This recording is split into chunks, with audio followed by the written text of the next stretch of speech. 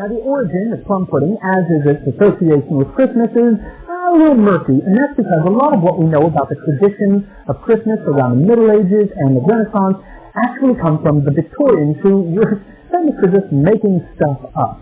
And even today, it's kind of hard to tell fact from fiction sometimes. I have been taken in by those dastardly Victorians, but what we do know is that at least by the 16th century, the English were celebrating Christmas with copious amounts of alcohol-induced revelry, wassailing from house to house, and feasting on rich foods such as mince pies.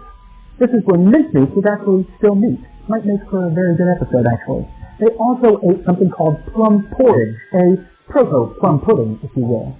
But then came the War on Christmas. The actual War on Christmas, when in 1644 the Puritan-led English Parliament banned Christmas celebrations as recalling the sins of our forefathers who had turned this feast, pretending the memory of Christ, into an extreme forgetfulness of him by giving liberty to carnal and sensual delights. Sounds like a nice Christmas to me. Anyway, these true joys of English history ended up doubling down a few years later when they decided that all shops had to remain open on Christmas Day. There are even stories that town criers were sent out the night before, ringing bells and shouting, "No Christmas! No Christmas! No Christmas!" Now, luckily, that original act was abolished in 1660 when the monarchy was restored. But it actually took centuries for Christmas to get back to the grand holiday that it once was. But one of the first traditions that we do see return to the holiday was the eating of rich foods, specifically plum and figgy pudding. And in the 17th and 18th centuries, England started to spread itself around the globe. Plum puddings were a perfect way to celebrate with those people who might be thousands of miles away. Because you could send them a Christmas pudding in June, and when it finally got there in December, it was still good to eat. In an 1887 article in Good Housekeeping, just after that magazine started, it's been around for a while, there's a story about a Colonel Hazard who went on holiday, and he was gone for 2 years, during which a plum pudding had been delivered to his house, and it just sat there for 2 years. And when he got back, he boiled it, afterwards using that a good plum pudding, like the wheat found in the old Egyptian mummy cases, would keep all right for 1,000 years.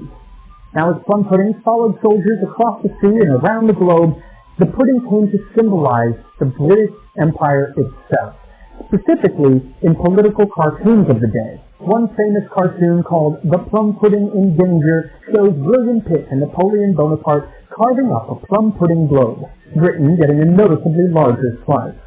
And then plum pudding got its big Christmas break when in 1843, less than 10 years after England finally made it an official bank holiday, Charles Dickens forever solidified the dessert's association with Christmas by giving us a lovely description of it at the Crackit House. Although a great deal of steam, the pudding was out of the copper. A smell like a washing day, that was the cloth. A smell like an eating house and a pastry cook's next door to each other, with the laundresses next door to that. That was the pudding.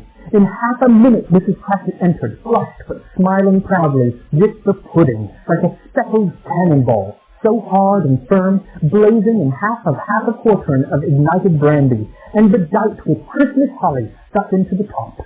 I just love that excerpt, but I do think it's weird to describe the smell as like a laundress. I mean, I would never want a pick that was considered downy fresh, but, you know, it's the 19th century, I guess. Also, I have decided to bring back the word bedight, which means adorned. So next time you need to use the word adorned, which is often, I'm sure, make sure to use the word bedight. Let's bring it back. Now, it was soon after A Christmas Carol was published that we start to see a lot of the modern traditions around the Christmas pudding starting to crop up. Some people think that it should be made with 13 ingredients to symbolize Jesus and the 12 apostles, and some think that it should have coins and other token hazards